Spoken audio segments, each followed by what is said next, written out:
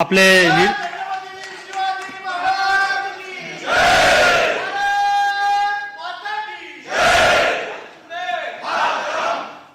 आपण प्रक्रिया पूर्ण करून घेऊ.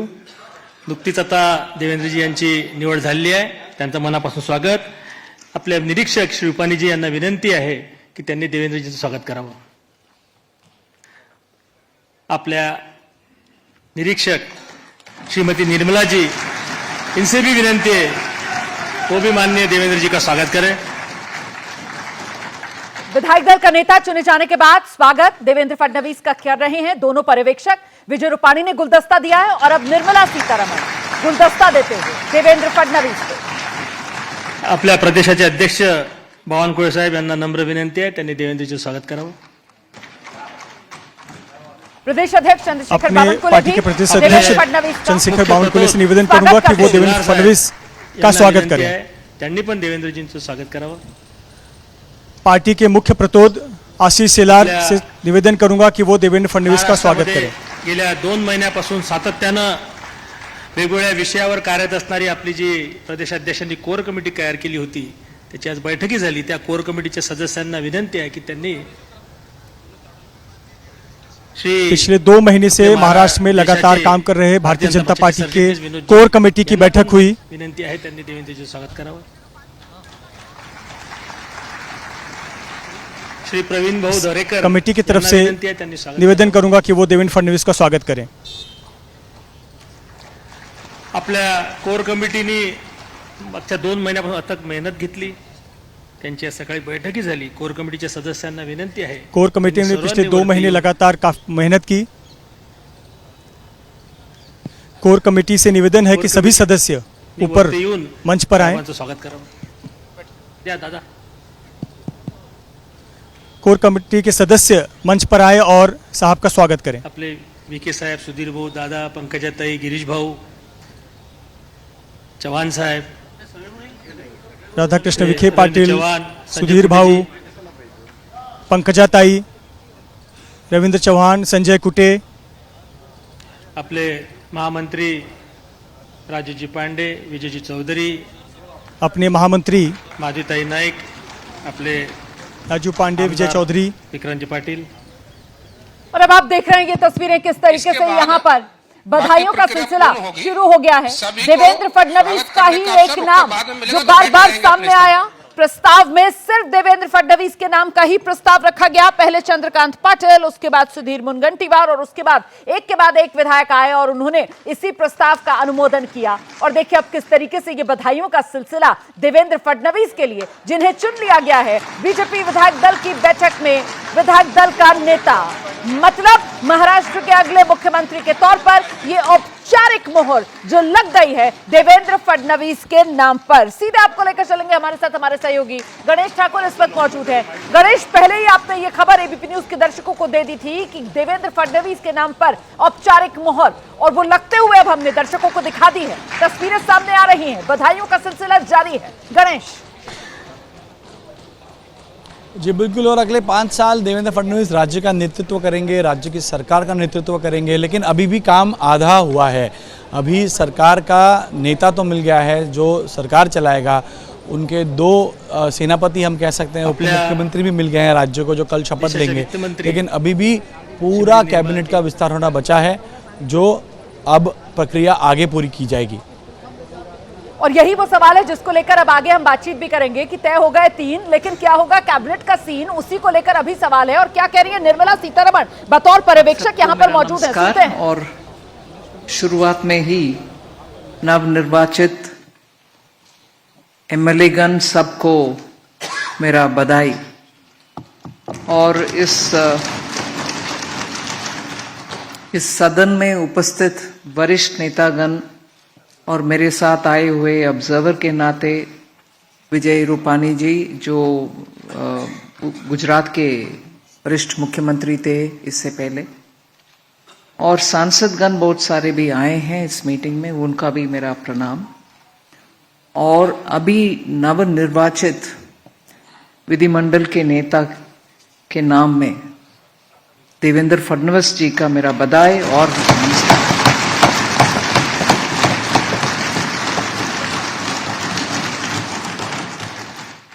इस चुनाव के दौरान महाराष्ट्र के 14 करोड़ जनता जनार्दन के डिसीजन पूरे भारत के लिए एक संदेश है।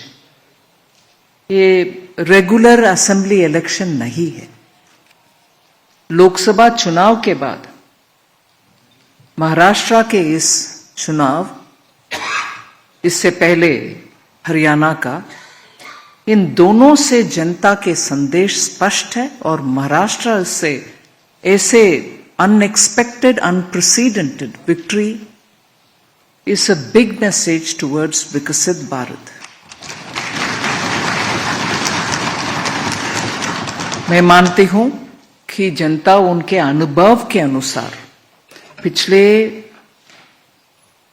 गठबंधन के सरकार जो कांग्रेस के नेतृत्व में चला, उसके वजह से महाराष्ट्र के पर्टिकुलरली और देश के लिए कितना अनसर्टनिटी और डेवलपमेंट के रास्ते में रुकावट पैदा हुआ, उससे जनता बहुत टायर्ड होकर के मन में उनको क्या चल रहा है हमारे महाराष्ट्र में, ऐसे भावना आकर के आज स्पष्ट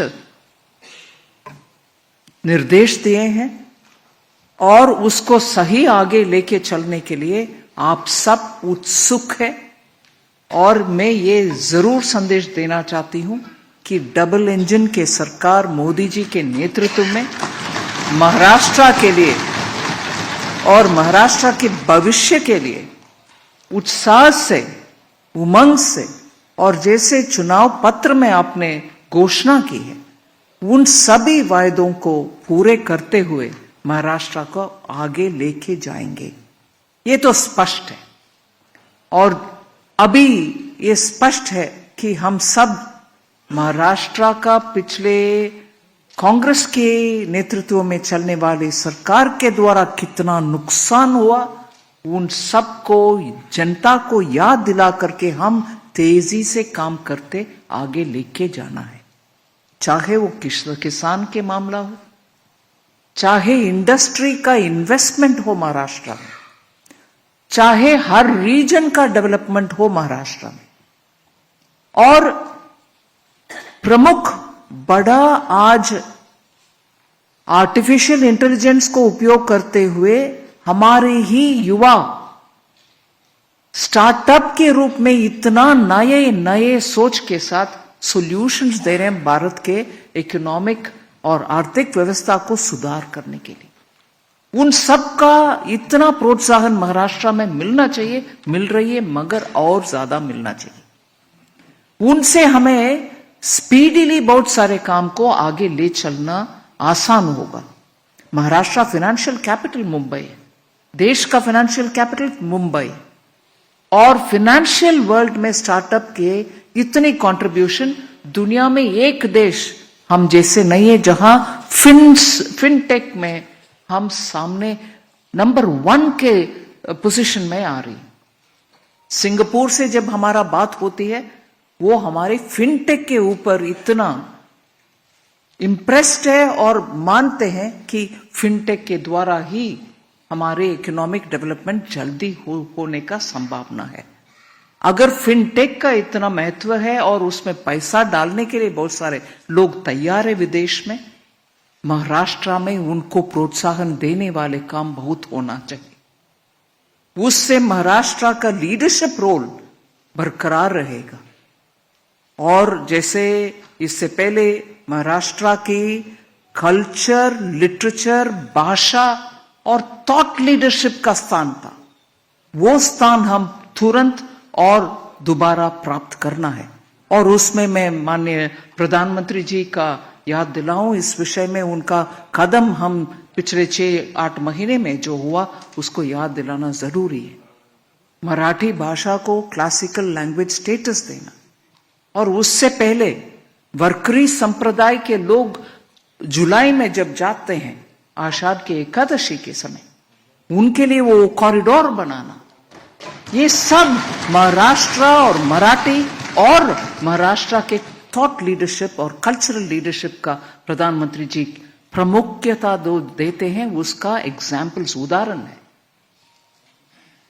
और महाराष्ट्र का एक बड़ा एक निर्णय पिछले 50 साल में होना था, वो कभी नहीं हुआ, पता नहीं कारण क्या है, मगर अभी मोदी जी के द्वारा वधावन पोर्ट, जो उनका ड्राफ्ट के वजह से भारत में ही सबसे ड्राफ्ट ज्यादा अधिक है ऐसे पोर्ट, 76,000 करोड़ का अनाउंसमेंट होना सामान्य निर्णय नहीं है।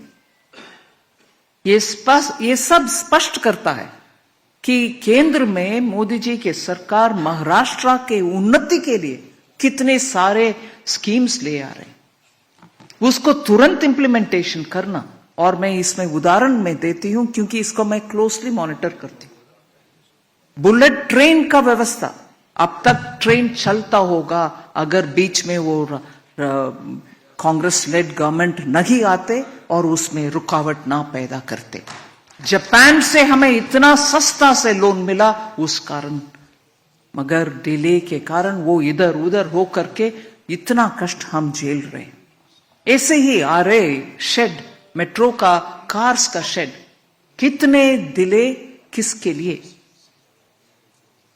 मुंबई सबर्बन ट्रेन्स का भीड़ हम देख रहे हैं, उसमें जनता का सुविधा के लिए हम काम करने के लिए सामने आए, रुकावट पैदा करने वाले दूसरे पार्टी है। अभी मैं मानती हूं जनता इन सब को देख लिए और समझ लिए, इसलिए हमें इतना बड़ा सा मैंडेट दिए हैं। और इधर इस हॉल में नव निर्वाचित एमएलए गण के उत्साह देखकर मैं जरूर ये कहना चाहती हूं, मुंबई का अग्रणी स्थान हम तुरंत वापस ले आने के लिए काम करेंगे।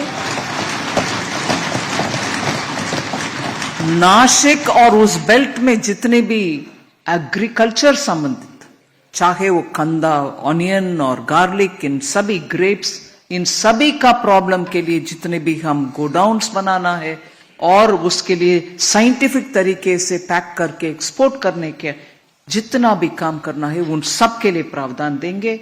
और डिफेंस का मैन्युफैक्चरिंग में अग्रणी स्थान, इधर कॉरिडोर नहीं आया मगर उससे ज्यादा काम हो रही है, उसके लिए केंद्र सरकार के द्वारा defence manufacturing, defence component manufacturing के लिए हम डेफिनेट डेवलपमेंट के लिए हम काम करेंगे। ऐसे ही विदर्भ क्षेत्र के लिए हम जरूर काम करना है, अच्छा सा ग्राउंड लेवल तक लेके जाना है डेवलपमेंट, वो भी हमारे मन में रहेगा। जैसे मैं हैदराबाद में बहुत सारे साल जीत चुकी हूं, इसीलिए लातूर, नांदेड़ उस प्रांत के ऊपर मेरा पर्सनल परिचय है, उस इलाके का भी हम प्रावधान देना है। आई एम श्योर आप सबके उत्साह से, एंथुसियाज्म और ग्राउंड में आपका कनेक्ट के वजह से और अभी नव नियुक्त नेता के लीडरशिप में हम सब जाएंगे और दिल्ली में केंद्र सरकार के द्वारा, प्रधानमंत्री मोदी जी के द्वारा पूरे कोऑपरेशन के साथ डबल इंजन, पावरफुल इंजन बन करके महाराष्ट्र को first in the country state बनाएंगे। ये हम सब साथ होकर के काम करना है। बहुत आनंद हुआ इस एक मत निर्णय में, यूनानिमस रेसोल्यूशन के ऊपर। मैं आप सबको बधाई देती हूं। हम एक है तो सेफ है। धन्यवाद। निर्मला सीतारमण को आप सुन रहे थे, एक है तो सेफ है के साथ अपनी बात को खत्म किया उन्होंने ये कहते हुए कि खुशी इस बात की है कि सर्वसम्मति से एक नाम चुना गया, नाम देवेंद्र फडणवीस का चुना गया है। और साथ ही साथ इस मौके पर निर्मला सीतारमण पर्यवेक्षक के तौर पर विधायक दल की बैठक में मौजूद हैं। उनकी तरफ से कहा गया कि डबल इंजन की जो सरकार है वो उत्साह और उमंग के साथ वो सभी वादे जो चुनाव में महायुति सरकार की तरफ से किए गए थे उन वादों को पूरा करने का काम करेंगे, महाराष्ट्र को आगे बढ़ाने का हम काम करेंगे। और अब विधायक दल के नेता चुने जाने के बाद पहली बार संबोधन के लिए मंच पर आते हुए देवा भाऊ देवेंद्र फडणवीस, सुनते हैं।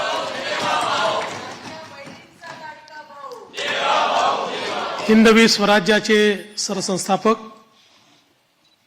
छत्रपती शिवरायांना मानाचा मुजरा करतो। भारतीय राज्यघटनेचे शिल्पकार भारतरत्न डॉक्टर बाबासाहेब आंबेडकर यांना मानवंदना अर्पित करतो।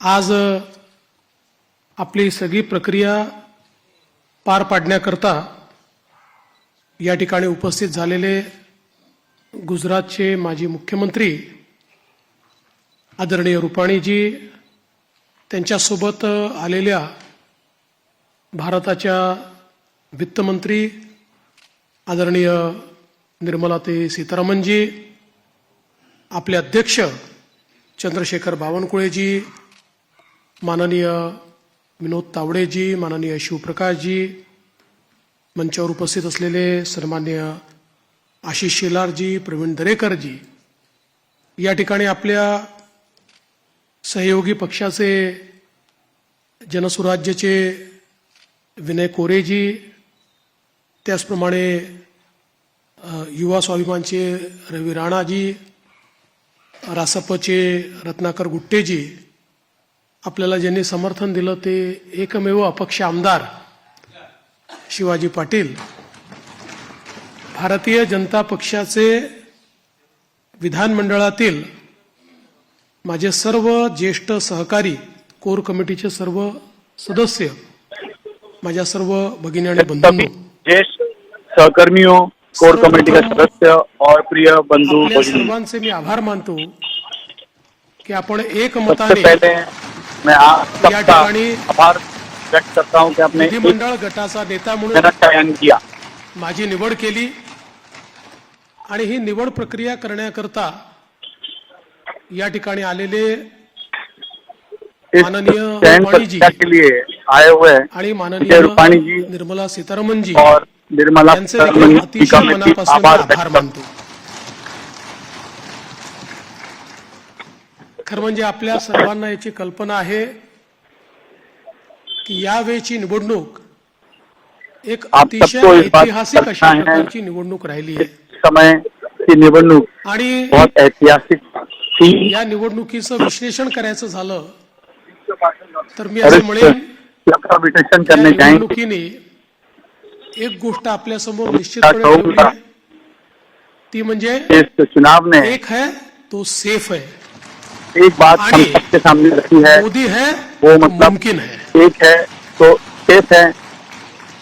मोदीजींच्या नेतृत्वामध्ये देशामध्ये विजयाची मालिका ही लोकसभेनंतर पुन्हा मोदी जी के एकदा नेतृत्व में देश में हरियाणापासून विजय की सुरू जो झाली एक सीरीज आणि महाराष्ट्राने हरियाणा जे से शुरू हो मॅन्डेट या चुकी ठिकाणी है आपल्याला दिलेला आहे, और महाराष्ट्र ने खरं म्हणजे महाराष्ट्राच्या जिस प्रकार का जनतेला मैंडेट दिया है, मी साष्टांग दंडवत घालतो, सही मायने में महाराष्ट्र की जनता अशा प्रकारचं मॅन्डेट को मैं महाराष्ट्राच्या साष्टांग प्रणाम जनतेने करता आपल्याला हूं। दिलेलं आहे।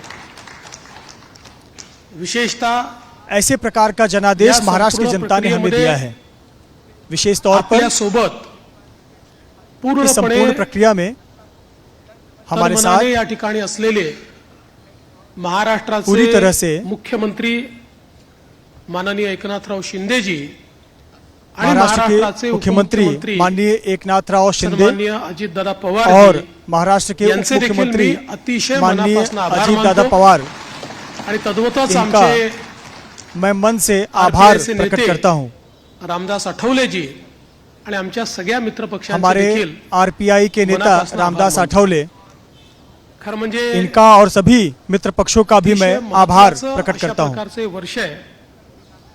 एकीकडे आपण सगळे लोक ज्या प्रक्रियेतनं निवडून येतो ती प्रक्रिया एक तरफ ज्या हम सब जिस संविधानाने प्रक्रिया से आपल्याला दिली, चुनकर आते हैं, भारतरत्न डॉक्टर बाबासाहेब आंबेडकरांनी तयार वो केलेलं प्रक्रिया आमचे जो संविधान ने हमें दिया है, या भारत संविधानाची रत्न बाबा साहेब 75 आंबेडकर वर्ष ने हमें वो पूर्ण संविधान होत दिया आहेत। है। आणि म्हणून सर्वार्थानं एक अत्यंत इस संविधान के महत्त्वाचं 75वां अशा वर्ष प्रकारचं पूरा हो रहा वर्ष है। कारण आपल्याला कल्पना आहे की देशाचे प्रधानमंत्री माननीय मोदीजी हे देखील नेहमी सांगतात की कुठल्याही और हम सबको ग्रंथापेक्षा, पता है कि देश के धर्मग्रंथापेक्षा प्रधानमंत्री नरेंद्र मोदी माझ्याकरता भारताचं किसी भी संविधान सगळ्यात धर्म ग्रंथ की महत्त्वाचं तुलना आहे। में मेरे लिए तो आणि एक असं संविधान की ज्या भारत का संविधानाने संविधान ही सबसे महत्वपूर्ण है। प्रत्येक भारतीयाला जगण्याचा, एक मोठं ऐसा होण्याचा, संविधान समृद्ध होण्याचा अधिकार दिला जिस आणि संविधान ने भारताला हर भारतीय जगातलं को उत्तम राष्ट्र म्हणून जीने का प्रस्थापित करण्याचं अधिकार काम दिया। केलं।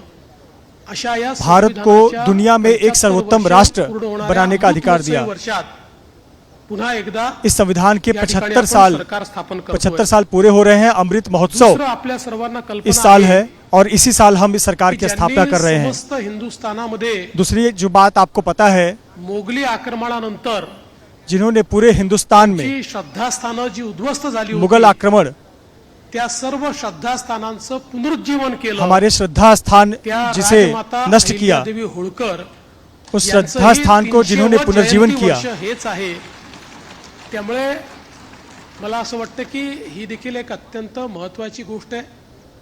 ऐसे त्यासोबत होलकर जी का भी त्यांनी इंग्रजांच्या विरुद्ध जल, जमीन आणि जंगल वाचवण्याचा लढा उभारला हम उन्हें याद करते हैं। आणि खऱ्या अर्थानं अंग्रेजों के खिलाफ जिन्होंने आवाज उठाई, सळो की पळो करून सोडलं ते भगवान बिरसा मुंडा सही मायने में यांची ही 125 अंग्रेजों को जिन्होंने धूल चटाया, हे वर्ष या ठिकाणी आपण साजरं करतोय. आणि अर्थातच आपल्या उनके सर्वांचे भी 125 साल लाडके पूरे नेते रहे, ये वर्ष हम मना रहे हैं। ज्यांनी सही मायने में नवभारताची संकल्पना मांडली, हमारे प्रिय नेता जिची मुहूर्तमेढ केली, आज जिन्होंने नए भारत की एक मोदीजींच्या संकल्पना नेतृत्वात रखी, जो नव भारत तयार होतोय त्याचा पायवा आज ठेवणारे प्रधानमंत्री नरेंद्र मोदी जी के नेतृत्व श्रद्धेय में अटल नया बिहारी भारत तैयार हो रहा है। वाजपेयी यांचं देखील हे 100वे जयंती वर्ष उसकी आहे. आधारशिला रखने वाले त्यामुळे श्रद्धेय अटल बिहारी अशा वाजपेयी, या अत्यंत इस साल उनका महत्त्वपूर्ण 100वां वर्षामध्ये जयंती है। महाराष्ट्राच्या जनतेने ऐसे ही महत्वपूर्ण सगळी वर्ष में जबाबदारी आज महाराष्ट्र की जनता ने महायुतीवर या ठिकाणी सोपवली ये सब जिम्मेदारी, जवाबदेही म्हणजे महायुति पर सौंपी है। इतकं मोठं, सही मायने में इतका मोठा जनादेश हा इतना आपल्याला बड़ा, या ठिकाणी जनतेने दिलेला इतना आहे बड़ा जनादेश की या जनादेशातून हमें इस जगह पर एवढंच जनता ने म्हणेन दिया है की आनंद आहे, पण त्याही कि ऐसे जनादेश से आपली वाढलेली आहे. प्रचंड मोठी जबाबदारीची जाणीव इस करून देणारा जनादेश से हमें आनंद तो है, लेकिन साथ ही साथ प्रकारचा हमारी जनादेश जिम्मेदारी और बढ़ गई है। हा जनतेने आपल्याला दिलेला आहे.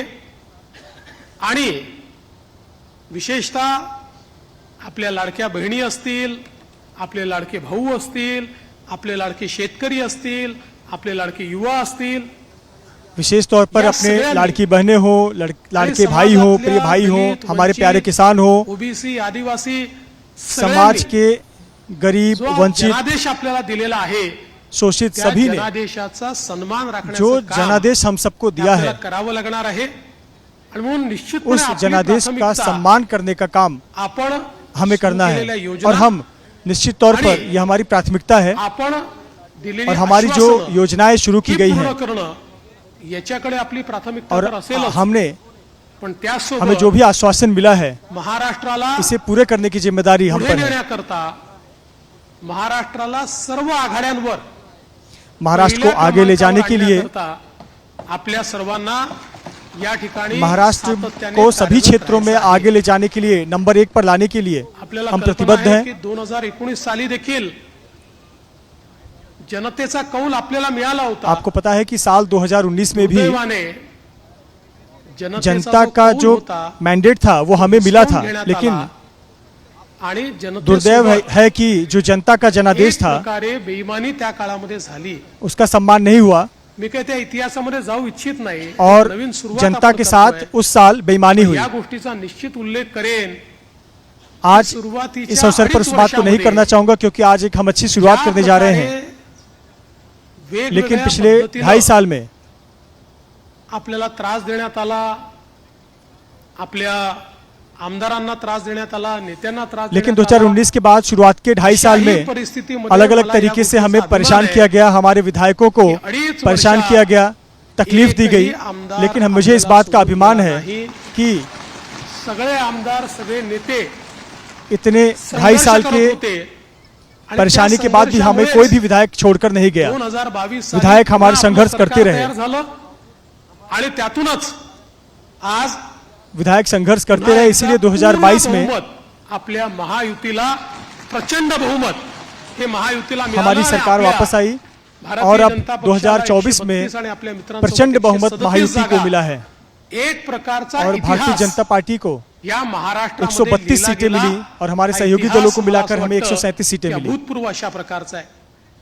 या निमित्ताने देशाचे ऐसा प्रधानमंत्री माननीय अभूतपूर्व मोदीजींचे जनादेश हमें मिला है, मी ऐसा मनापासून इतिहास में आभार नहीं हुआ। मानेन की माझ्यासारख्या बूथचा कार्यकर्ता मैं देश के म्हणून ज्याने काम प्रधानमंत्री चालू नरेंद्र केलं, मोदी का वडाचा अध्यक्ष मन म्हणून से काम आभार चालू प्रकट केलं करता आहे। हूं कि मेरे अशा जैसे एक छोटे से कार्यकर्ता एका कार्यकर्त्याला पर विश्वास जताया, या सर्वोच्च मुझे काम करने का मौका दिया।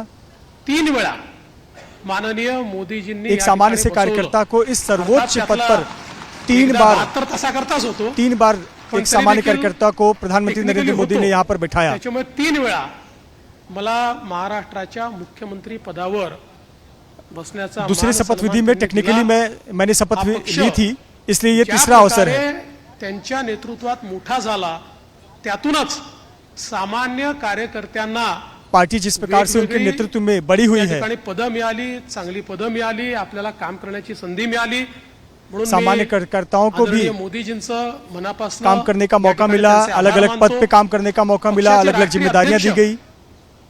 आदरणीय उनका भी आभार JP प्रकट नड्डा करता हूं। साहेब, पार्टी के यांचे राष्ट्रीय देखील अध्यक्ष अतिशय मनापासून आभार मानतो। आदरणीय जेपी आणि नड्डा, त्याचसोबत ज्यांनी उनका या मैं मन से आभार संपूर्ण प्रकट करता हूं। निवडणुकीमध्ये उसी तरह अतिशय जिन्होंने इस पूरे चुनाव प्रक्रिया के दौरान महाराष्ट्रामध्ये आपल्यासोबत तळ ठोकून पूरी ताकद के साथ कार्यकर्त्यांमध्ये महाराष्ट्र ऊर्जा में निर्माण अपने केली साथ आणि या मिलकर निवडणुकीत कार्यकर्ताओं में ऊर्जा निर्माण करने का अत्यंत काम ताकद किया आपल्या सर्वांना दिली। और चुनाव में ते देशाचे गृहमंत्री माननीय इस चुनाव में हमें अमित इतनी भाई बड़ी शाह ताकद यांचे देखील आभार हमने लगाई। मानतो। ऐसे हमारे देश के आणि गृह भारतीय मंत्री जनता आदरणीय पक्षाचं अमित जे भाई शाह, शीर्षस्थ नेतृत्व उनका आहे, भी मैं आभार प्रकट करता त्या हूं। सगळ्या नेत्यांचे या ठिकाणी भारतीय जनता पार्टी के शीर्षस्थ मनापासून मी नेतृत्व आभार उन सभी मानतो। नेताओं का आणि मैं इस विशेषतः जगह पर यहाँ से आभार वेगवेगळे प्रकट करता हूं। राज्यातल्या ज्या कार्यकर्त्यांनी विशेष नेत्यांनी तौर आपल्याला पर मदत केली त्यांचे देखील मी अतिशय मनापासून आभार मानतो।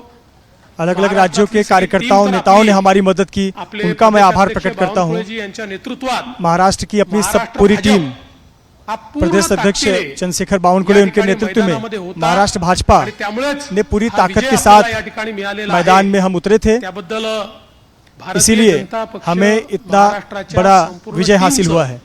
मी मनापासून अभिनंदन करतो, आभार मानतो आणि अर्थातच भारतीय जनता पार्टी के महाराष्ट्र सगळे की पूरी लोक टीम आहात का म्हणून मैं मी इथे आभार प्रकट करता हूं, पूरी टीम का आभार तुम्ही नसतात जताता तर हूं। मी इथे नसतो। त्याच्यामुळे तुमचे सगळ्यांचे मनपूर्वक आभार मानत असताना पुढची वाट ही आपल्याला आप सबका आभार अपेक्षा प्रकट करते पूर्ण हुए करण्याकरता संघर्षाची आहे। आपल्याला अपेक्षा पूर्ण करायची आहे, त्यामुळे आपल्याला सगळ्यांना ये याद दिलाना चाहूंगा कि हमें आपलं अपेक्षा पूरी महायुतीचं करनी है। सरकार आहे, या जनता की सरकारमध्ये अपेक्षाओं पर खरा उतरना है। एकदिलाने आपल्या सगळ्या मित्रांना सोबत हमारी घेऊन महायुति की सरकार है। आणि प्रसंगी इस सरकार में एक जेव्हा दिन से इतकं मोठं सभी mandate सहयोगी असतं, दलों को साथ लेकर त्यावेळी सगळ्या गोष्टी सगळ्यांच्या मनाच्या आपल्याला पूर्ण करता येत नाहीत। चलना है, पण आपण और जब इतना बड़ा जनादेश एक मिलता है larger, एक तो मोठा सबके मन की बात नहीं हो अशा सकती। प्रकारचा विचार घेऊन एक लार्जर लेकिन गोल एक घेऊन आपण बृहद राजकारणामध्ये तस्वीर, आलेलो आहोत। एक केवळ पदान एक करता बड़ा लक्ष्य लेकर हमें केवळ, चलना है। आपल्याला एक बड़ा लक्ष्य कोणीतरी लेकर हम मोठं यहाँ तक करावं पहुंचे याकरता हैं। आपण राजकारणात आलेले नाही आहोत। त्यामुळे मला या गोष्टीची पूर्ण अपेक्षा आहे।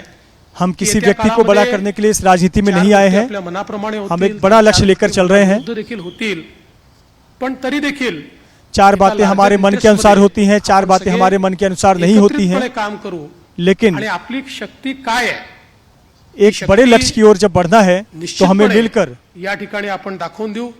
काम आज करना है, या निमित्ताने और ये पुन्हा एकता एकदा की जो शक्ति है वो हमें आपल्या यहाँ पर सगळ्यांचे दिखानी है। आभार मानत असताना इस अवसर पर महाराष्ट्रातल्या एक बार फिर दीन, से दलित, गोर, आप गरीब, सबका आभार आदिवासी, प्रकट करता हूं। शेतकरी, शेतमजूर, महिला, ओबीसी, महाराष्ट्र के अल्पसंख्याक सगळ्या समाजाला गरीब, या मजदूर, ठिकाणी किसान, वंचित, शोषित, मी पीड़ित, आश्वस्त करू इच्छितो सभी समाज के वर्गों की का महाराष्ट्राच्या यहाँ पर सर्वांगीण उन्नती मैं उन्हें आश्वस्त करना चाहता हूं प्रगती करता 24 तास कि महाराष्ट्र के सर्वांगीण आमचं विकास के लिए, सरकार सर्वांगीण करेल। उन्नति के लिए आणि महाराष्ट्रातल्या सामान्य हमारी माणसाच्या जो सरकार है आशा, वो आकांक्षा, काम अपेक्षा करेगी। या निश्चितपणे पूर्ण करण्याचं काम आम्ही करू। हम महाराष्ट्र की पुन्हा जनता एकदा की आशा, आपल्या आकांक्षा, सर्वांचे अपेक्षा आभार पर मानतो। माननीय सरकार काम देशाचे करेगी, अपेक्षाओं पर खरी पंतप्रधान उतरेगी। एक बार फिर से आभार मोदीजी प्रकट करता हूं यांचे मनापासून देश के आभार प्रधानमंत्री मानतो नरेंद्र मोदी, आणि माझं बोलणं संपवतो। धन्यवाद। इनका जय मन हिंद, से आभार प्रकट जय करता हूं। महाराष्ट्र। मैं अपना भाषण यहाँ समाप्त करता हूं। जय हिंद, जय महाराष्ट्र। दल का नेता चुने जाने के बाद देवेंद्र फडणवीस का ये पहला संबोधन जिसमें उन्होंने प्रधानमंत्री नरेंद्र मोदी का आभार जताया। बोले, प्रधानमंत्री ने मुझे से छोटे कार्यकर्ता पर भरोसा जताया, मैं आभार व्यक्त करता हूं। धन्यवाद महाराष्ट्र की जनता का जिसने इतना बड़ा जनादेश महायुति के पक्ष में दिया।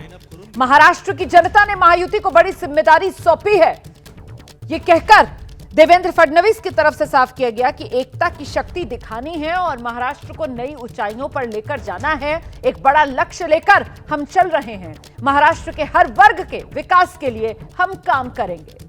महाराष्ट्र की जनता ने ऐतिहासिक जनादेश दिया है। प्रधानमंत्री नरेंद्र मोदी के नेतृत्व में नया भारत तैयार कर रहे हैं। क्या कह रहे हैं देवेंद्र फडणवीस, जरा सुनवा दीजिए।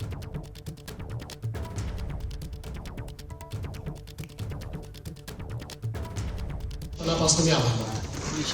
आपण सर्व आमदारांना विनंती आहे आपण खाली शिवाजी महाराज धन्यवाद। जय हिंद, जय महाराष्ट्र। और इसी के साथ विधायक दल की बैठक का यह समापन हो गया है। विधायक दल की बैठक आज बीजेपी ने बुलाई थी महाराष्ट्र में और इसी बैठक में औपचारिक तौर पर नाम पर मोहर देवेंद्र फडणवीस के लग गई है। आपको बता दें कि आज महाराष्ट्र से निकलकर अब एक और बड़ी खबर का रुख कर लेते हैं। आप जानते हैं राहुल गांधी जो दिल्ली से निकले थे संभल जाने के लिए, बहुत देर तक वो रुके रहे गाजीपुर बॉर्डर पर और अब बड़ी जानकारी मिल रही है गाजीपुर बॉर्डर से वापस लौटे हैं राहुल गांधी और प्रियंका गांधी। तस्वीरें भी आ रही हैं, वो भी आपको दिखाएंगे। राहुल गांधी, प्रियंका गांधी की गाड़ियों का ये काफिला आप देखिए यू टर्न लेकर वापस जाता हुआ अब नजर आ रहा है। संभल जाने का आज ऐलान राहुल गांधी, प्रियंका गांधी के नेतृत्व में कांग्रेस के कई नेताओं की तरफ से किया गया था। संभल जाने के लिए आज सुबह राहुल गांधी, प्रियंका गांधी दोनों एक ही गाड़ी में सवार थे। उनके साथ कई अन्य गाड़ियां कांग्रेस के नेताओं की, जिसमें कांग्रेस के कई सांसद, पार्टी के अन्य नेता संभल जाने के लिए दिल्ली से निकले थे। लेकिन गाजीपुर बॉर्डर पर ही, मतलब दिल्ली यूपी बॉर्डर पर ही कांग्रेस के नेताओं को रोक लिया गया। काफी देर तक राहुल गांधी वहां पर मौजूद रहे। राहुल गांधी की तरफ से यूपी पुलिस को प्रस्ताव दिया गया कि अगर मुमकिन है तो राहुल गांधी अकेले ही संभल जाएं, इसकी उन्हें इजाजत दी जाए और अगर उनकी गाड़ी में जाने में आपत्ति है तो फिर वो यूपी पुलिस की गाड़ी में बैठकर जाने को भी तैयार हैं। लेकिन बात नहीं बन पाई और अब आप ये देख रहे हैं गाड़ियों का काफिला यू टर्न लेकर वापस दिल्ली की ओर जाता हुआ। तो ये तस्वीरें आपके सामने हैं, दिल्ली यूपी के बीच गाजीपुर बॉर्डर। वहीं पर आज कई घंटों तक ये गतिरोध की स्थिति बनी रही। एक तरफ कांग्रेस के नेता थे जिसमें राहुल गांधी मौजूद थे, प्रियंका गांधी मौजूद थी, जो गाजीपुर बॉर्डर से आगे यूपी संभल की तरफ जाने के लिए इंतजार में थे। दूसरी तरफ यूपी पुलिस थी जिसकी तरफ से साफ कर दिया गया था कि संभल में सुरक्षा के मद्देनजर स्थानीय प्रशासन की तरफ से फैसला लिया गया है, किसी भी बाहरी के संभल आने पर 10 दिसंबर तक रोक है। और अब बड़ी खबर ये, अपडेट ये मिल रहा है कि राहुल गांधी, प्रियंका गांधी और कांग्रेस के अन्य नेता वापस दिल्ली लौट रहे हैं। कांग्रेस के नेता राहुल गांधी का काफिला वापस दिल्ली आ रहा है। सीधे आपको लेकर चलते हैं, हमारे साथ हमारी सहयोगी मनोज्ञा लोईवाल इस वक्त मौजूद हैं। मनोज्ञा, बहुत देर इंतजार करने के बाद अब आखिरकार वापस दिल्ली बैरंग लौटते हुए राहुल गांधी।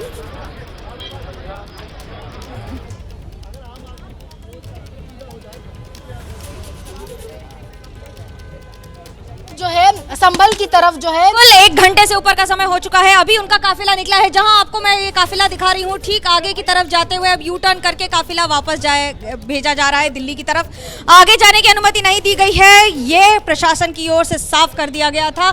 डीसीपी, एसीपी सभी यहाँ पर गाजियाबाद पुलिस से मौजूद थे, लेकिन काफिले में चुनिंदा नेताओं को बैठाकर भेजा गया है, जिसमें एस्कॉर्ट के व्हीकल्स और आसपास के व्हीकल्स सारे शामिल हैं। उसमें करीब 1 दर्जन, करीब 10 से 12 आला नेताओं को गया है और ये काफिला। और ये दूसरी तरफ अगर मैं जीतू को कहूँ आपको तस्वीर दिखाने के लिए कि ये काफिला जो आ रहा है उधर से, ये तस्वीरें हैं अब उनके काफिले की। राहुल गांधी के साथ प्रियंका गांधी जो इस काफिले में आ रहे हैं एस्कॉर्ट के साथ। ये काफिला सामने जो आपको गाड़ियों का काफिला दिख रहा है वो आगे से यू टर्न करके आता हुआ अब नेशनल हाईवे से, यानी कि जहां एक और इस तरफ आपके पास मैं आपको दिल्ली, उत्तर प्रदेश से दिल्ली जाने की तस्वीरें दिखा रही थी, अब आपको मैं दिल्ली से उत्तर प्रदेश जाने की तस्वीरें दिखा रही हूँ। जो दूसरा फ्लैंक है, जो दूसरा फ्लैंक है रास्ते का, वहाँ पर यू टर्न करके ये रास्ते से होते हुए एस्कॉर्ट के साथ वापस दिल्ली जाया जा रहा है। रास्ते को फिलहाल दिल्ली टू उत्तर प्रदेश को रोका गया है क्योंकि किसी भी तरह की ट्रैफिक की आवाजाही नहीं होगी। वीआईपी सिक्योरिटी के कारण ये सारा काफिला रुका हुआ है। 2 घंटे के करीब यहाँ पर लोग वेट कर रहे हैं। लोगों से ही बात करते हैं। यहाँ पर आप कितनी देर से वेट कर रहे हैं सर? यहाँ पर आप भी यहाँ पर काफी देर से? लगभग 2 घंटे। 2 घंटे जी। आपको पता है आप किस कारण के लिए यहाँ पर रुके हुए थे? ये कोई श्रीमान राहुल गांधी पब्लिक को परेशान करने के लिए यहाँ पे आए हुए थे। यहाँ पर लोगों की जो परेशानियां हैं वो अपनी तरफ है और ये दूसरी तरफ ये काफिला अब इस समय निकलता हुआ यहाँ से बात ये की जा रही है कि संभवतः संसद की तरफ जाएंगे और यहाँ से यानी कि अब उत्तर प्रदेश और दिल्ली के इस गाजीपुर बॉर्डर से सीधा संसद की तरफ जाएंगे। राहुल गांधी, प्रियंका गांधी, सुप्रिया श्रीनेत, केसी वेणुगोपाल, लगभग सभी कांग्रेस के नेता इसी काफिले में हैं और ये जरूरी इसलिए बताना जरूरी हो जाता है रोमाना। और आपको मैं यहाँ पर तस्वीरें दिखा दूं जहाँ तक आपकी नजर जा रही है ये पूरा ट्रैफिक। अगर मैं जितेंद्र को कहूँ, जीतू भाई को, कि आगे आपको कहाँ तक, जहाँ तक आपकी नजरें जाएंगी वहाँ तक ये पूरा फ्लैंक 2 घंटे हो चुके हैं। जो लोग यहाँ पर रुके हुए थे वो अभी भी यहीं इसी तरफ यहाँ पर खड़े हुए हैं। रास्ता रोका गया है। हालांकि अब जब वीआईपी मूवमेंट पूरा हो जाएगा यानी कि ये काफिला यहाँ से यू टर्न करके वापस दिल्ली की तरफ चला जाएगा, उसके बाद ही इस रास्ते को खोला जाएगा। तब तक इस पूरे रास्ते को बंद रखा जा रहा है। अब यहाँ पर आपको पुलिस की, प्रशासन की व्यवस्था भी दिखा दूं मैं जरा। प्रशासन अभी भी, क्योंकि ट्रिपल लेयर सिक्योरिटी कर रखी थी, उसी तरह से अभी भी मुस्तैद है, उसी तरह से कायम है। और ये यहाँ पर एक और कांग्रेस के कार्यकर्ता बहुत सारे यहाँ पर मौजूद थे जो यहाँ पर अभी भी हैं, आसपास इंतजार कर रहे हैं। और उसके साथ साथ यहाँ से ये दिल्ली जाने का रास्ता, जो दिल्ली से उत्तर प्रदेश जाने का रास्ता, यही है दिल्ली और उत्तर प्रदेश की सीमा, नेशनल हाईवे 9। आम तौर पर यहाँ पर खड़े होने की जगह नहीं है और किसी व्यक्ति के लिए सड़क पार करना तो कल्पना से परे होता है, अनुमति ही नहीं होती है। पर अब ये रास्ता पूरी तरह से ठप है। ठप इसलिए है क्योंकि 2 घंटे में जिस तरह से जाम लगा है वो करीब 2 घंटे में करीब 5 से 8 किलोमीटर तक का जाम लगा हुआ है। लोगों से बात करते हैं। आप यहाँ पर कितनी देर से वेट कर रहे हैं? More than 2 hours। यहीं पर खड़े हैं इतनी देर से? यहीं खड़े। आपको पता है आप यहाँ क्यों रुके थे? नहीं, पता नहीं था। यहीं आने के बाद पता चला है कि भाई ये लोग जाना चाह रहे हैं, संभल जाना चाह रहे हैं। पहले खुला हुआ था ये, पर जैसे ही हम पहुंचे तो ब्लॉक कर दिया। उसके बाद से यहीं पर वेट कर रहे हैं। किसी इंपॉर्टेंट काम के लिए जा रहे हैं? पेशेंट से मिलने जाना था हॉस्पिटल में। नहीं, डॉक्टर नहीं हूँ, रिलेटिव हैं। पेशेंट से मिलने जा रहे थे, ये रिलेटिव हैं उनके। उसके बाद यहाँ पर इंतजार कर रहे थे। यहाँ पर जो लोग हैं वो तो यहाँ पर कागज लगाकर बैठे हुए हैं। आगे भी इसी तरह से लोग जिस तरह से गाड़ियों को खोल कर इंतजार कर रहे हैं। तो अब मैं आपको यहाँ इस तरफ की तस्वीरें दिखा रही हूँ। अब आपको मैं दूसरी तरफ की तस्वीरें दिखा दूँ। ये रास्ता नहीं रुका है, ये रास्ता सुबह से ऐसे ही है। और ये रास्ते में बीच में आपको कांग्रेस के कार्यकर्ता दिख जाएंगे क्योंकि कांग्रेस के ही नेता यहाँ पर मौजूद थे। संभल जाने की कोशिश की जा रही थी, संभल जाने की अनुमति नहीं दी गई। प्रशासन ने साफ कर दिया था कि हम आगे नहीं जाने देंगे।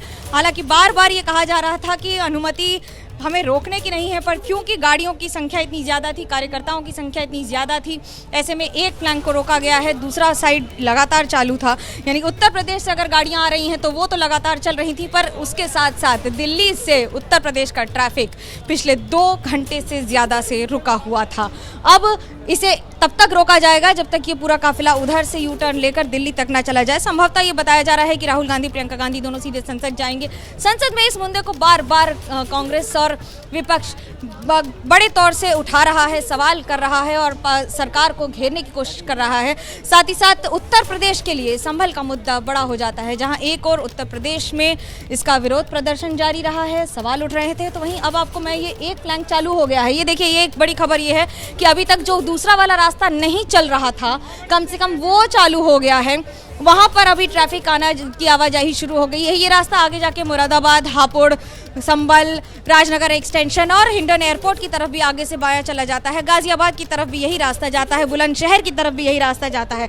ऐसे में इन सब के बीच में जब रास्ते रोके जाते हैं तो सबसे ज़्यादा परेशान आम आदमी होता है। हालांकि ये रास्ता एक तरफ और तो वहीं दूसरी तरफ जो उत्तर प्रदेश से यानी कि गाजियाबाद से, एनसीआर के बाकी इलाकों से आने वाले लोगों के लिए बहुत ज़्यादा समस्या नहीं हुई है। पर दिल्ली से ये देखिए, आपको मैं तस्वीरें दिखा रही हूँ, ये काफिला आता हुआ राहुल गांधी, प्रियंका गांधी, सुप्रिया श्रीनेत, केसी वेणुगोपाल, सभी आला नेता एक साथ हूटर बजाते हुए सीधा यहाँ से निकलते हुए। अभी तक ये लगातार विरोध प्रदर्शन चल रहा था यहाँ पर, यहीं पर इंतजार कर रहे थे। आगे जाकर बार बार संभल जाने की बात हो रही थी, पुलिस से बात हो रही थी, प्रशासन से सवाल उठाए जा रहे थे। राहुल गांधी ने यह भी कहा था कि मैं अकेले जाने को तैयार हूँ, मुझे अनुमति दीजिए, मुझे आपकी गाड़ी में जाने को तैयार हूँ, यानी कि प्रशासन की गाड़ी में जाने को तैयार हूँ, ज़रूरत नहीं है मुझे यहाँ पर रुकने की।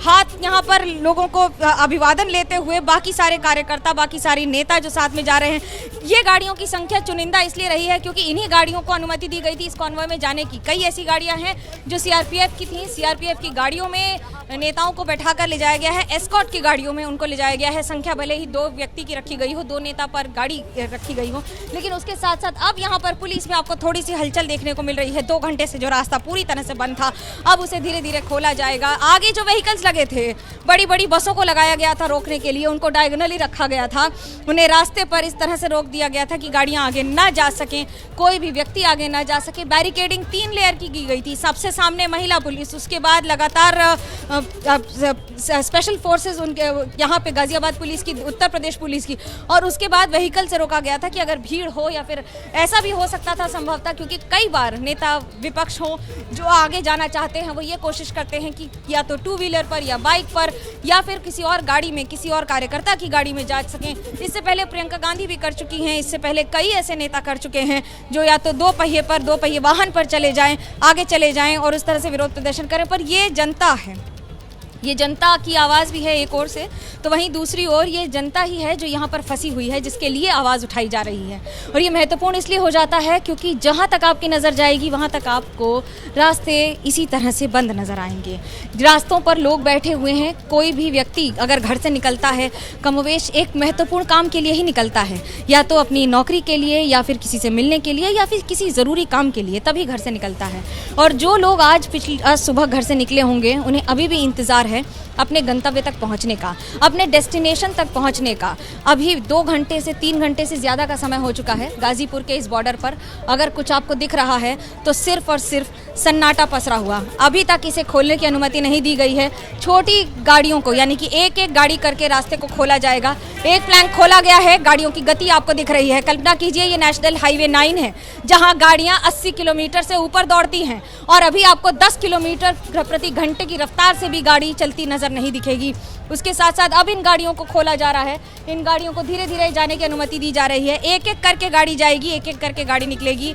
चुनौती ये नहीं है कि इस तरह से रास्ता रोका है या प्रदर्शन है, चुनौती उन आम आदमी के लिए है जो अपने घर से निकले थे आज, अपने यहाँ पर जहाँ डेस्टिनेशन पर जाने के लिए या घर वापस लौटने के लिए भी। और इन सब के बीच में ये जनता इंतजार कर रही है इस समय अपने घर तक जाने का। विरोध प्रदर्शन हुआ, 2 घंटे तक यहाँ पर रास्ता रुका। कांग्रेस के नेता, कांग्रेस का शीर्ष नेतृत्व यहाँ पर था, काफ़ी देर तक था। करीब 2 घंटे तक गाड़ियाँ जब रुकी रहीं तब बातचीत भी हुई पुलिस से, प्रशासन से। आगे जाने की अनुमति नहीं दी गई। उसके बाद प्रदर्शन करके, यहाँ पर इंतज़ार करके, अब यू टर्न करके वापस इसी रास्ते से आगे, यहाँ से 1 किलोमीटर दूर से यू टर्न करके यहाँ से गाड़ियाँ घुमाकर अब गाजीपुर बॉर्डर के बाद आगे निकल गई है गाड़ियाँ सीधा दिल्ली की तरफ। कांग्रेस नेतृत्व यहाँ पर, भले ही आप इसको एक प्रतीकी प्रदर्शन माने या फिर विरोध प्रदर्शन माने, लेकिन नेशनल हाईवे पर जिस तरह से दिल्ली और यूपी और एनसीआर के बीच में खास तौर से बहुत बड़ी चुनौती हो जाती है उन लोगों के लिए जो यहाँ पर सफ़र करते हैं, प्राइवेट गाड़ियाँ हों, ओला उबर हों या फिर टैक्सीज हों। क्योंकि कोई भी व्यक्ति अगर बैठेगा तो वो, आप कल्पना कीजिए, 2 घंटे बैठा रहा और 2 घंटे बैठने के बाद उसका भाड़ा भी देकर उतरेगा। ये भाड़ा भी उसी आम आदमी के खर्चे के खाते में ही जाएगा जो अपने घर से एक भाड़े की गाड़ी लेकर निकला हो। ये एक सिर्फ एग्जाम्पल है। कई जगह एम्बुलेंसेस को दूसरे रास्ते से निकाला गया है क्योंकि यहाँ पर रास्ता रोकने की वजह से लोगों को हो सकता है परेशानियाँ हो रही हों। ये रास्ते अब धीरे धीरे खुलने शुरू हो गए हैं। सुबह 6 बजे से यहाँ पर जो कार्यकर्ताओं का जमावड़ा था वो अब 6 घंटे बाद धीरे धीरे अलग हो रहा है। नेतृत्व दिल्ली यानी कि सदन की ओर कूच कर गया है, वहीं दूसरी ओर कार्यकर्ता भी यहाँ से निकल चुके हैं और ये गाड़ियों का अब काफिला धीरे धीरे, काफिला या यूँ कहूँ ये आम आदमी की गाड़ियों का काफिला यहाँ पर अब धीरे धीरे आगे बढ़ेगा। गाजियाबाद के नेता यहाँ पर हैं, कांग्रेस के नेता हैं यहाँ पर सारे मौजूद हैं। उसके साथ साथ नोएडा के, गौतम बुद्ध नगर के, उत्तर प्रदेश का जो नेतृत्व आपको दिखेगा कांग्रेस का, वो भी दिखेगा। अब गाड़ियों की गति धीरे धीरे बढ़ती हुई, एक प्लैंक चालू हो गया है, दूसरा भी चालू हो जाएगा और ये धीरे धीरे अब ये गाड़ियों का यहाँ से ट्रैफिक कम से कम, क्योंकि ये धीरे इसलिए करना पड़ रहा है क्योंकि जब कोई भी व्यक्ति काफ़ी देर से वेट कर रहा होता है, इंतजार कर रहा होता है रास्ते पर, तो कमोवेश हो सकता है संभवतः कि गाड़ियों की गति ज़्यादा तेज़ हो जाए। आम आदमियों को धीरे धीरे पुलिस फोर्स को हटाया जा रहा है। पुलिस फोर्स की तैनाती आपको अभी भी उस साइड दिख जाएगी, उस तरफ अभी भी आपको पुलिस फोर्स की तैनाती दिख जाएगी जिसे अभी भी रखा गया है। जितनी देर तक यहाँ पर अगले कम से कम अगले 1 घंटे तक इसी तरह से धीमी गति से गाड़ियों को निकाला जाएगा और उसके बाद ही बाकी गाड़ियों को अनुमति दी जाएगी। तो बात जब हम कर रहे हैं यहाँ पर एक और संबल के खिलाफ प्रदर्शन की, तो वहीं दूसरी ओर बात होती है आम आदमी की भी, जो यहाँ पर करीब 2 से 3 घंटे से यहाँ इस रास्ते पर फंसा हुआ रहा होगा। तो आपको ये तस्वीरें, एक और कांग्रेस जहां इंसाफ मांग रही है संबल के लिए, सवाल उठा रही है संबल पर, प्रशासन पर, लोगों की मौत पर, जिस तरह से गतिविधियां रही हैं, एक और इसकी तस्वीर, तो वहीं दूसरी ओर इस ट्रैफिक जैम की तस्वीर। इस ट्रैफिक जैम पे इस आम आदमी की क्या गलती, और ये एम्बुलेंस इसी तरह से, ये पता नहीं कितनी देर से रुकी हुई होगी, ये एम्बुलेंस यहाँ पर फंसी हुई है और ये एम्बुलेंस यहाँ से निकलने की कोशिश कर रही है। इसी तरह से ये एम्बुलेंस की गति आप देखकर समझ सकते हैं, क्योंकि एम्बुलेंस का मतलब ही होता है जल्दी पहुंचना, किसी भी मरीज को लेकर या किसी भी जगह पर जल्दी पहुंचना, मरीज को लेने या मरीज को लेकर। उसके साथ साथ हम आपको यहाँ पर तस्वीर दिखा रहे हैं और साथ ही साथ आपको ये भी बता दें कि अब धीरे धीरे यहाँ पर, क्योंकि गाजियाबाद से पुलिस पूरी मौजूद थी, डीसीपी मौजूद हैं, एसीपी मौजूद हैं, और वो अब धीरे धीरे यहाँ से अब ट्रैफिक खोला जा रहा है। इस ट्रैफिक को, यानी कि इन गाड़ियों को अब जाने की अनुमति दे दी गई है। एक फ्लैंक खोला गया है, दूसरे पर अभी भी पुलिस मौजूद है। गाड़ी जब तक दिल्ली यानी कि संसद की तरफ तक नहीं पहुंच जाएगी तब तक यहाँ पर ये तैनाती रहेगी। ये प्रशासन की तरफ से सतर्कता होती है, इसे प्रिकॉशनरी मेजर भी कहते हैं। अभी भी इस गाड़ी पर, इस फ्लैंक पर गाड़ियाँ नहीं आ रही हैं। आप ये मत सोचिए कि गाड़ियाँ हैं नहीं, दरअसल यहाँ से 2 किलोमीटर पहले गाड़ियों को रोका गया था, जिससे कि यहाँ से यू टर्न के लिए जब गाड़ियों को जाना पड़े तो उतनी सुविधाएं की जा सके। अब आपको यहाँ पर मैं जितेंद्र से कहूँगी, आपको एक बार नीचे उतर के यहाँ पे तस्वीरें दिखाएं। एक और एम्बुलेंस आती हुई, कितनी देर से रुकी थी नहीं पता, लेकिन ये अपने आप में ये तस्वीर बहुत कुछ कहती हुई कि जब यहाँ पर 2 घंटे तक प्रदर्शन हो रहा था तो ये एम्बुलेंस न जाने कहाँ फंसी हुई थी कि अब जो ये निकल रही है यहाँ से।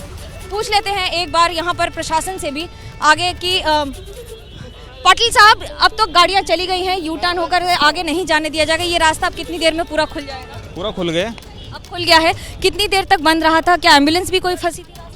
नहीं, ऐसी कोई सूचना नहीं है। राहुल गांधी, प्रियंका गांधी, सबको आप जब बात हुई थी तो उन्होंने ये भी कहा था कि मैं अकेले जाना चाहता हूं, तो क्या बातचीत हुई? जो भी डिस्कशन हुआ था, सीनियर से डिस्कशन हुआ था, वो उनको कन्वे कर दिया है और उसी के आधार पे उन्होंने डिसीजन लिया है, वो दिल्ली की तरफ वापस लौट गए हैं। ये कन्वे कर दिया गया था कि आगे नहीं जाने दिया? कन्वे कर दिया। बिल्कुल, तो ये गाजीपुर बॉर्डर से लाइव तस्वीरें हम आपको दिखा रहे हैं। यहीं पर राहुल गांधी, प्रियंका गांधी, कांग्रेस के अन्य नेता, प्रतिनिधिमंडल कांग्रेस पार्टी का करीब 2 से ढाई घंटे तक इंतजार करता रहा। संभल जाने की उनको इजाजत नहीं है, इसके बारे में उनको सूचना दे दी गई और आखिरकार अब राहुल गांधी, प्रियंका गांधी और कांग्रेस के अन्य नेताओं का जो प्रतिनिधिमंडल था गाजीपुर बॉर्डर से, उसने वापस यू टर्न ले लिया है। दिल्ली की तरफ लौट रहे हैं कांग्रेस के नेता।